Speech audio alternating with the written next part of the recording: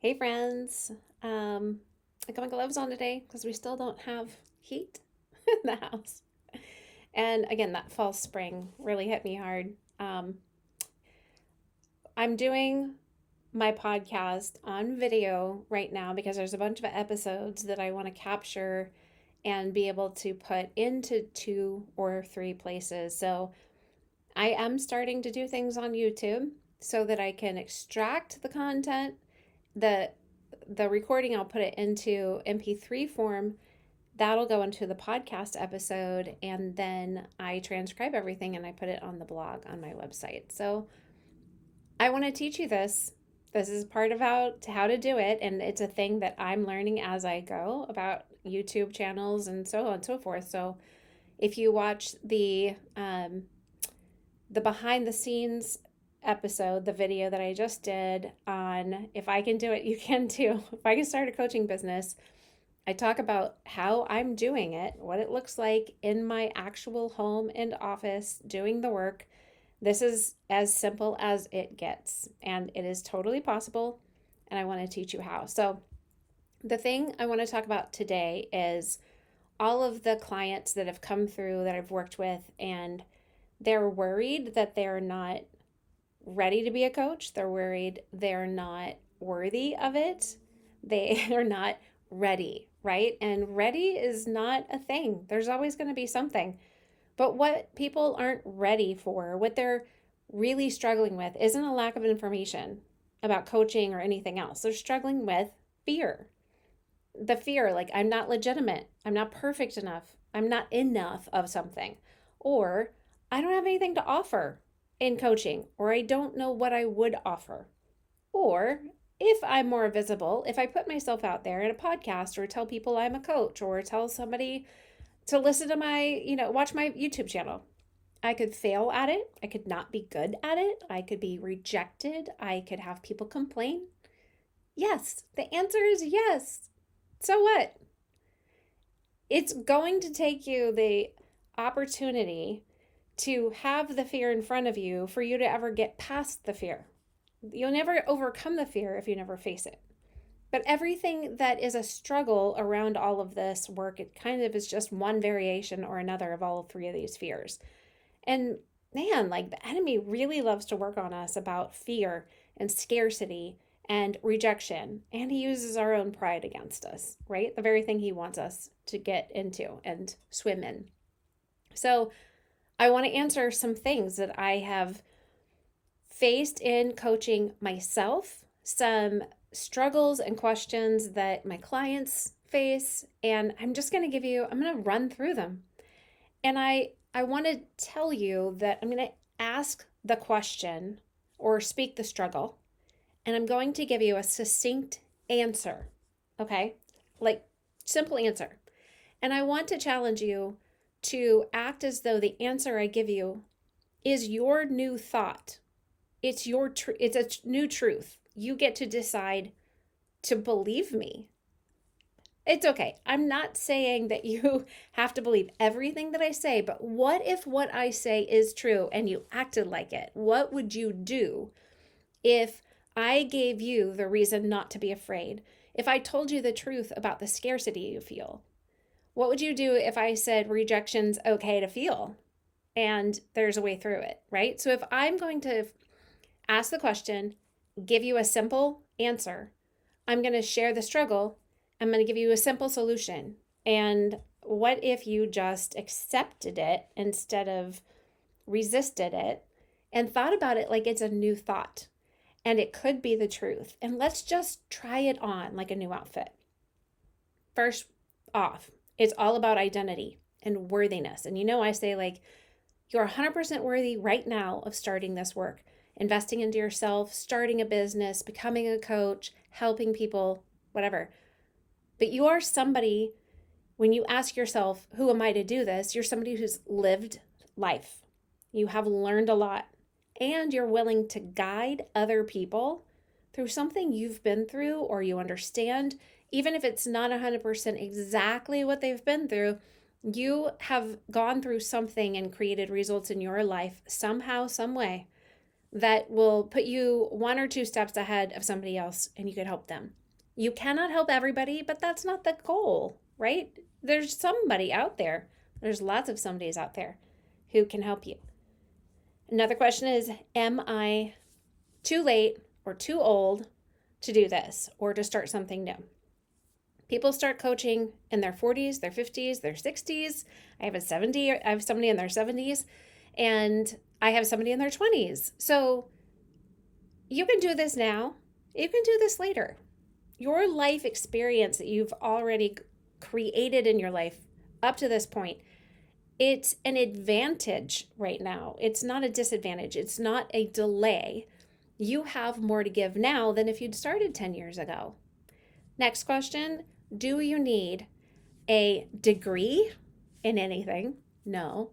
Do you need the most expensive certification or a bunch of certifications or anything like that to be a legitimate coach or start a business? The answer is no. Should you look for training? Yes, you should find somebody that you can get trained by, that you trust and that you enjoy being taught by. But the certification is not the goal. The certification tells people that you went through the process, you tried to get trained and learn and grow in methodology and skill and ethics and responsibility. It just says to people that you put yourself into a position to be a student and learn and invest in yourself so that you can invest more in them. But the certification doesn't make you legitimate. You showing up and walking in what you're called to do, that is more legitimate as a foundation than a lot of the certifications that are out there. Because if they're not attached to training that does anything for you, then the piece of paper at the end doesn't matter.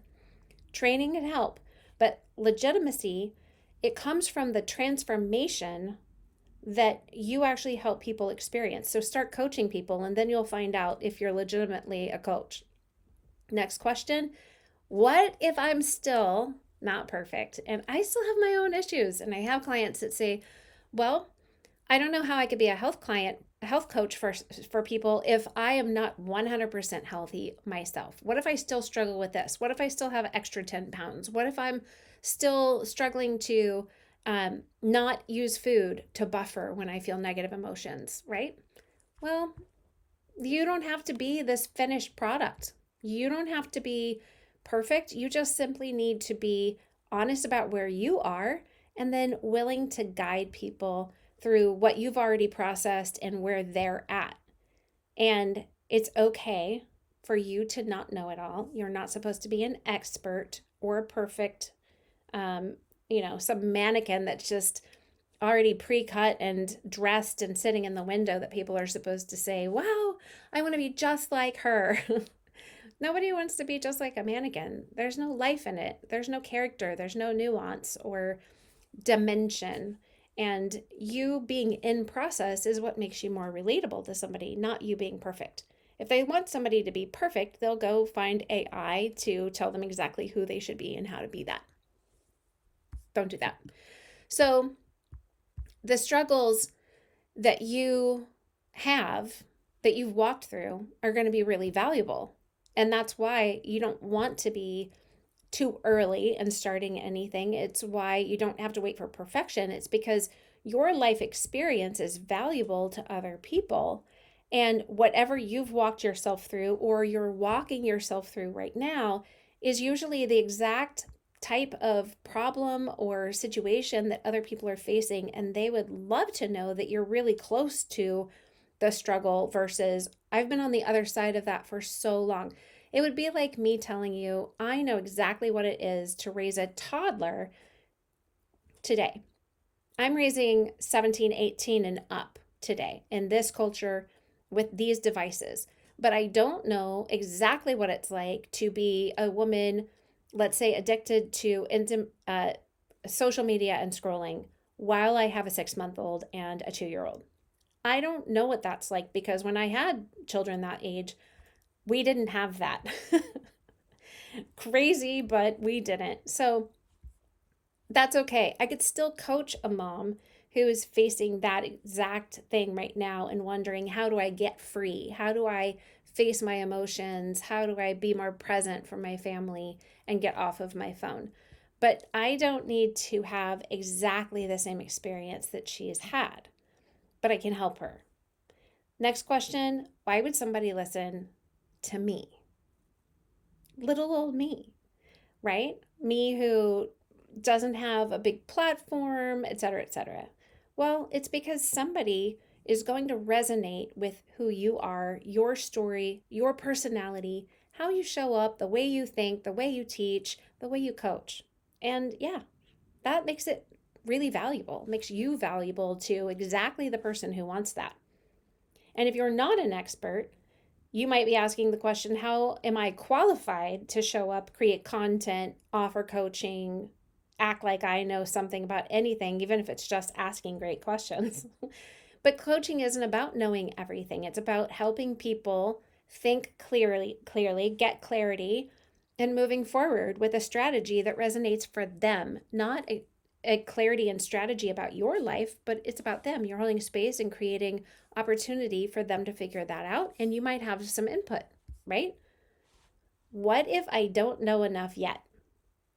You don't need more information. You're the only one to know more. Sorry, let me back that up. You only need to know, I'm using the word only in the wrong place. You only need to know just a little bit more than the person that you're helping in a specific area. So I can help somebody start a coaching business, but I can also help somebody start a soap making business or art business on Etsy or a brick and mortar business or a restaurant, because there's a lot of things I know about starting a business, what it's going to require of you. I can help you with your mindset, but I don't have to be somebody who's actually built a building and put a restaurant inside of it to be able to help them. So some scriptures about these questions and struggles are Ephesians 2:10, for we are his workmanship, created in Christ Jesus for good works, which God prepared for beforehand that we should walk in them, right? And Psalm 139:14 says, I praise you for I'm fearfully and wonderfully made. And 1 Peter 2:9, you are a chosen people, a royal priesthood, a holy nation, God's special possession, that you may declare the praises of him who called you out of darkness into his wonderful light. So these all speak to your worth, your design, your purpose. 100% of it is valuable right now. You're not random. You're not spontaneous. You're not late. You're not disqualified. You're not lacking. You were made on purpose for good works, and coaching is a great vehicle for those good works to be released into the world. Comparison and credibility are another big category of struggle for coaches. Like, I hear more, not really so much from my clients, but I do hear and other podcasters and blogs and so forth that the industry is saturated. And I just completely don't believe that. And I've heard a lot of other coaches say that. No, that's not true either. But if you have this tendency to think like, I keep seeing so many coaches online, there's so many coaches, what could I bring to the table? What do I add? Well, you're talking about coaching. So your phone is hearing you talk about coaching. So you're seeing a lot about coaching, but there's 95% of the world is not getting that. They're not talking about coaching, so they're not getting ads to talk about coaching. So it looks like the industry might be saturated to you. But then one of the other big questions is, well, I've never heard of a coach. What the heck is a life coach? Why would a life coach help me? How could they help me? What do I need them for? So if there's still people asking what a life coach could be, or any type of coach in a certain niche under that umbrella of life coach instead of sports coaching, then if there's still people asking what a coach is, then there's still people who need a coach, I promise. But your life experience and perspective, your personality, they've never existed in the container you carry them all in before ever in the world. You are specifically put here for such a time as this, and there's people who need you. You might think that other coaches look more polished or successful, and here's the truth. Yes, there are other coaches who are more polished and more successful, more professional than you, and then there's some that are less so. And there always will be. Who cares? You are always going to be at the beginning of something if you try, and there's always going to be people who are ahead of you and people behind you. So what? Right? You're seeing the current chapter that they're living in. You're not seeing all of the years and hard work that it took to get them there that you're in the middle of. That's okay. Have grace for yourself. And then there's the big, I'm not a social media guru, but a lot of people start out thinking you have to have social media to be able to start a business and do anything and get a following. And while it's great, it can be free marketing. I always say use free marketing before you ever pay. Don't ever pay for things you don't have clients to help pay for. So if you don't have a following on social media and you wonder how anybody will find you, I want you to remind you that everybody starts at zero. Everybody starts with crickets. It's normal. It's okay. You can figure it out and you can handle the hard feelings that come with it, the negative feelings. You can overcome them. Coach yourself through them. Negative feelings happen. Life is great and terrible. Crickets happen, right? And then what if somebody asks me something I don't know?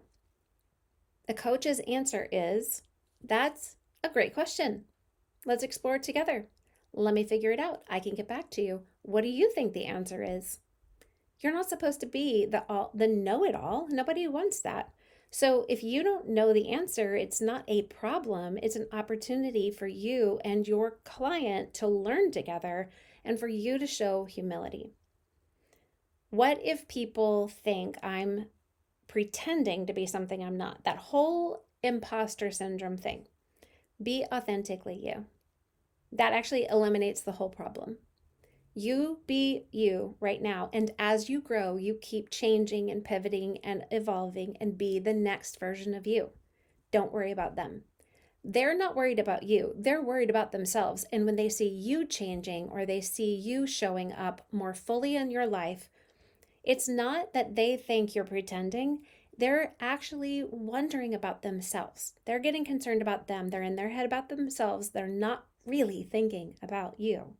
There's comparison and there's a fear of lack and scarcity. And what if I'm not enough now? If she's going after that, like, what if it's about, what does that say about me? That's usually what people are considering. Galatians 6:4-5 says, let each one test his own work, and then his reason to boast will be in himself alone and not in his neighbor. For each will have to bear his own load. And 2 Corinthians 10:12, when they measure themselves by themselves and compare themselves with themselves, they are not wise. Romans 12:6 says we have different gifts according to the grace given to each of us. So all of this is about comparison, but your work is not validated by being more polished than somebody else, by being better than the you that you actually are. You're just responsible for your own assignment right now in this moment. What is your calling? Steward it well. Keep your eyes focused on Jesus and not other people. Then we have the fear of exposure and failure. Like, what if people see me? What if I'm visible? What if people judge me for calling myself a coach? And what happens? They're going to judge you if you don't call yourself a coach. They're going to judge you. If they're going to judge, they're going to find something to judge. It doesn't really matter what you're doing. And it doesn't matter how much you work to be unjudgeable. People are going to judge. And other people are going to feel relieved that you said you're a coach. Think about them. Don't worry about the people who don't want you to be a coach, don't care about you being a coach, don't understand you being a coach. Think about the people who do. What if my family doesn't take it seriously? What if they laugh at me or think it's dumb or don't get it or resist me? Well, they're probably not going to understand it yet. You know why? Because it's not their passion and it's not their calling. Understanding is going to come after you have created results in your coaching and in your business, and that's okay for that just to take time. Give yourself grace here, okay?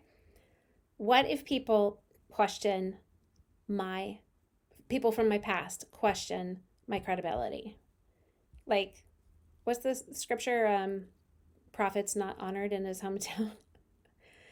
It's just the reality. I have lost friends as I have stepped into coaching and built my business and become somebody new because I manage my own thoughts. I coach myself. I'm a product of my coaching. I have healthier emotional responses. I face things. I take different actions. I have different results in my life. And there are people who didn't want to go with me, that weren't ready to make those changes and have that transformation in their lives. And they wish that I had just stayed with them where it was hard. And I didn't. And I have lost friends. And I pray for them. And I don't take it personally because, again, it wasn't about me, it was about them. So the people who need you are not usually the people who knew you in the past. It's not really your friends and your family and your church and the people you work with from today or 10 years ago who want you to be their coach. You just have different hats. Today you have a friend hat and a mom hat, or a brother hat, or a boss hat at work, or a coworker hat. And it's okay. When you go build your business and you are a coach, that's just different. You are acting like a coach. So you're being a coach to people who want you to be their coach. You're being a coach to clients. You are not the coach to your coworker. And you're a business owner who blesses and creates value for people who buy things from your business or from your ministry. The right people are the ones who want what you offer. We're not talking about your coworkers or your grown children or your husband. That's literally not who we're talking about.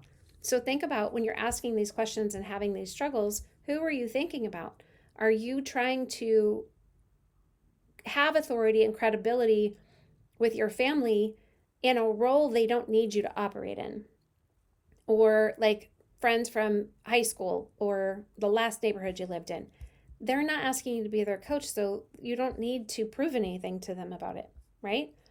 And then the fear of failing publicly, first of all, if you don't have a large following already, that is so far away.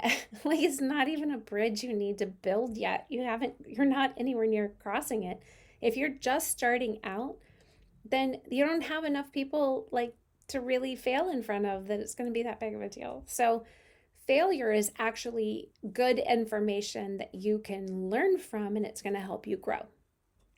I know it sounds crazy, but failure is the best teacher. So Joshua 1:9, you've probably heard this so many times, but have I not commanded you to be strong and courageous? Don't be frightened. Don't be dismayed. The Lord your God is with you wherever you go. And something that I held on to, I had a miscarriage years ago, and the Lord just so spoke to me in the middle of the Isaiah 41:10. Do not fear, I am with you. Do not be dismayed, I am your God. I carry that into every situation where I feel like a little bit afraid or a lot bit afraid. Just hold on to the Lord. Psalm 56:3-4, when I'm afraid, I put my trust in you, right? So show up regardless of fear, judgment, risk of failure, people's opinions, their competition, their comparison. Remember, courage is in the absence of fear. It's being obedient in the middle of being afraid. And then the Lord said 365 times, don't be afraid. Not because he's shaming you that you have fear. He's just saying, and now let's remember, I am with you, Emmanuel. And fear has no place in the midst of perfect love. And I am perfect love, he says. So go be with him and you don't have to fear. Like, the fear will dissipate. The next area is experience and value. And asking the question, like, is my story valuable to anybody? Who wants to hear it, right? Well, your story becomes valuable by learning how to extract lessons and create frameworks from your story. Simple as that. Totally possible. It's what I love doing in my coaching. And then the question, do people really pay for this? Yes, they do. It's why I can sit here today and on a content creation day, and I don't have any clients today because I have clients other days who pay me, and then I get to do this. And so what they're paying me is actually helping to pay for me to take time to create this content, to create the podcast, and to write emails and encourage my coaches. Like, it is possible. It does happen. I'm proof that it's happening. Am I a millionaire? I'm not. But I also run a missions organization, and I have a family, And I don't have this big team running everything for me, and I don't run paid ads, and I don't do all of the things that you're going to see a lot of coaches are doing with really big businesses. If you look at them way down the road in their business, or they somehow made a bunch of money and put it all into building a team immediately, and now all of that team is doing the work for them. For people like you and me that are like the solopreneur, coachpreneur, mompreneur people, I love doing everything that I do. I could use some help probably in some areas, and whatever, maybe one day I will. But right now, I am investing in myself as a coach and a business owner. And I have people investing in me and in themselves by hiring me to be their coach. And I'm really satisfied with the fact that I can sit here in my gloves and without any heat and my really cozy blanket in my lovely home office, and I can go out and make myself a cup of tea, and I work for myself. I love it. I get to do what I want to do and show up just as exactly who I am. And the people who want me to be their coach, they hire me. And the people who don't, they don't. And that works out for both of us. So, um, the next thing would be asking the question, what would I even help people with? And usually I would say the answer is that whatever you've spent years of your life learning, building, rebuilding, navigating, overcoming, creating, all of those things, you can help people do that. You can get certified to, get trained and certified to walk out multiple types of methods, coaching methods, and work with different niches, different groups of people who have specific kinds of problems. You can do that. I recommend that you do it from a place of, I understand this, I've already done some of this in my life, and I want to help other people do it. And then the question of how do I turn life experience into something structured is you just need to identify the patterns, the lessons and steps that you used yourself to move forward. So I look back, I can help people start a coaching business because I can look back and see the patterns of my thinking and emotions and my actions. I can create lessons around all of those things. And then I can break it down into steps and sub steps so that I can teach people and understand right where they're at, the kinds of struggles they're facing, the kinds of decisions they have to make. How do we extract wisdom and clarity so we make the best decisions? I just look at what I've already done and how I can help other people do the same thing. And it means that, one, I have a coaching method called the Pearl Practice that I help people walk through, that I walk myself through on a constant basis because I'm always wanting to renew my mind. That helps renew my emotions, heal my heart, and then helps me take action that is right action, that's in alignment with the will of God and also the purpose and calling on my life. And then I can break all of that down into steps, but I can also extract like the identity, purpose, and belonging in other people and help them build the way they're called to build, not do exactly what I said to do, right?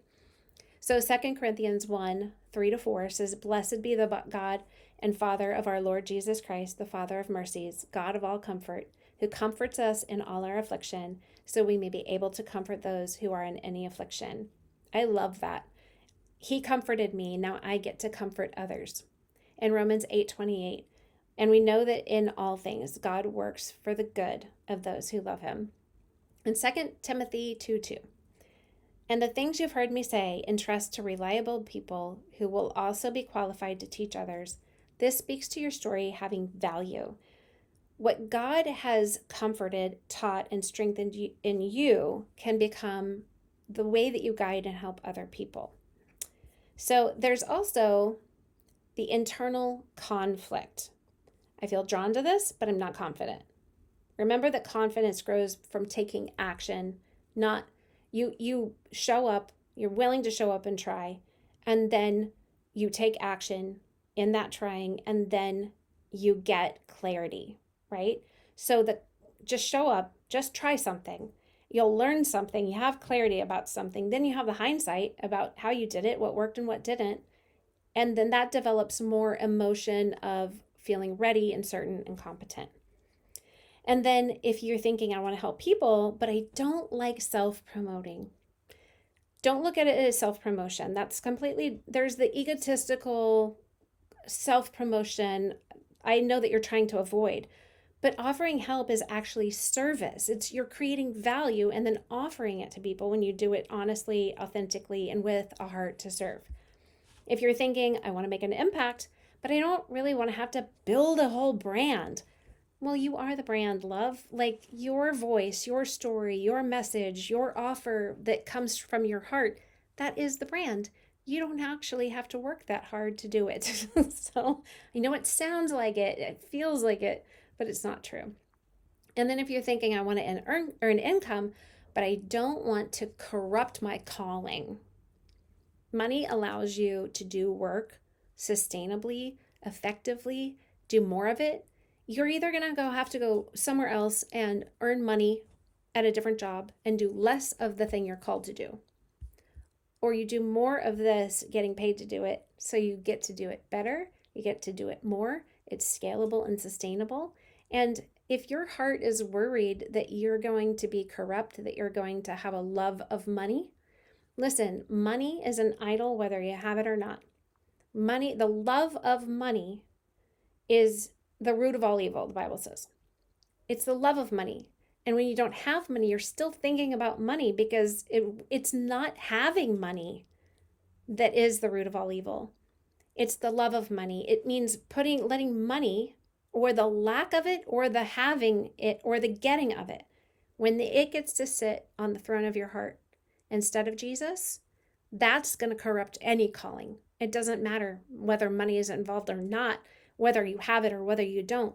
And a lot of times when we don't have something, the lack of that something leads to the love and the fear of it, which causes it to be an idol. And that's going to corrupt a calling from moment one.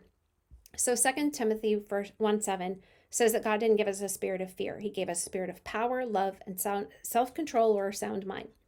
Philippians 4:13, I can do all things through Christ who strengthens me. And Hebrews 10:36 says that you need to persevere so that when you've done the will of God, you'll receive what he has promised. So we're talking about the inner tension between desire and hesitation and resistance and worry. So you might feel afraid, but fear is not the thing meant to lead you.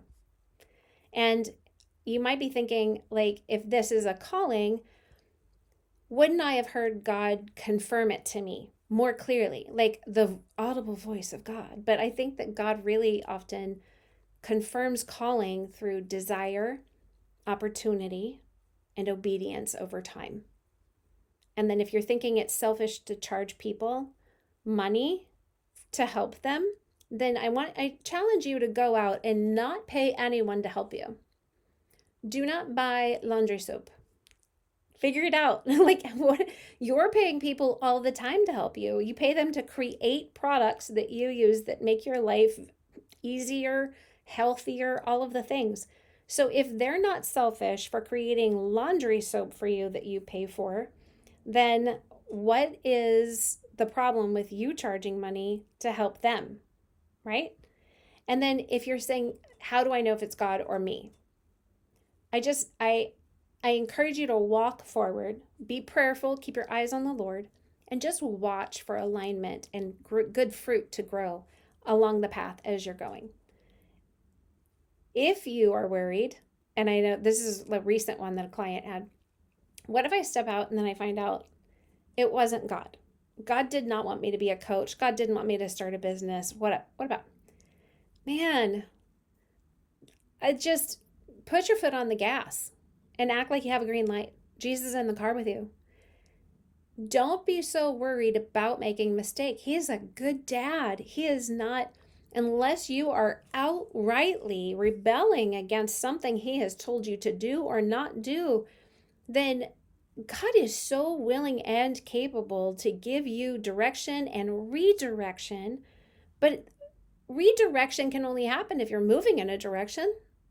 Like, it's the action that's going to bring the clarity. So I encourage you to just walk in peace and see if peace develops or peace disappears. So if you step out and you try, good job. At least you stepped out and tried, and you will learn something, and God will show up for you. And if He wants to, He'll redirect you. But it's different than like, gosh, I was so sinful. I separated myself from God by starting a coaching business where I could love on people, bring the kingdom, and help them get transformation and renew their mind so that they can be more like Jesus, like be closer to God. If He wants to redirect you, He will. So, Proverbs 3, 5, and 6. Trust in the Lord with all your heart. Don't lean on your own understanding. In all your ways, acknowledge Him. He will make your path straight. Okay? The Lord makes firm the steps of the one who delights in Him. Psalm 37:23. And then Isaiah 30:21. Whether you turn to the right or the left, your ears are going to hear a voice behind you saying, "This is the way, walk in it."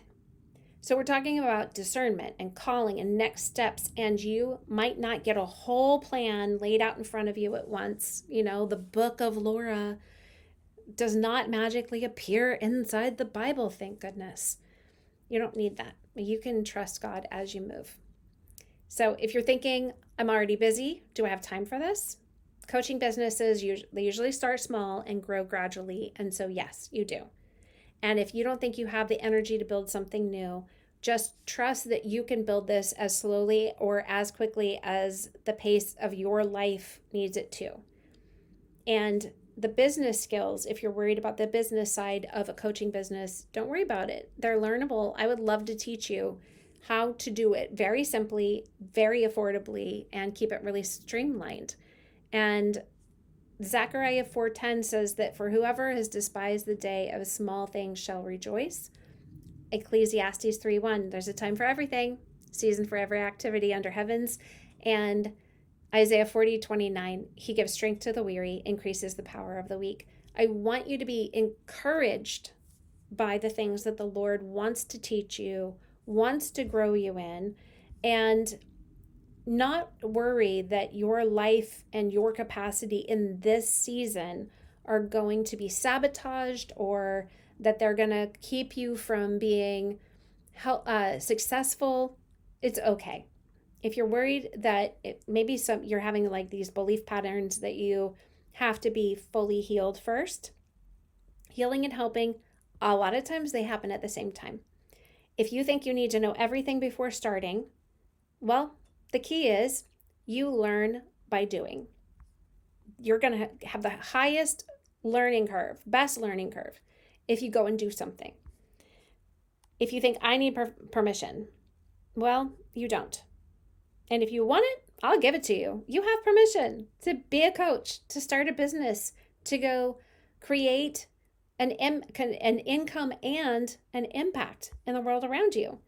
You can just decide to begin. You have the power and the authority within you to decide now, this is what I'm going to do. I'm going to try. I'm going to start.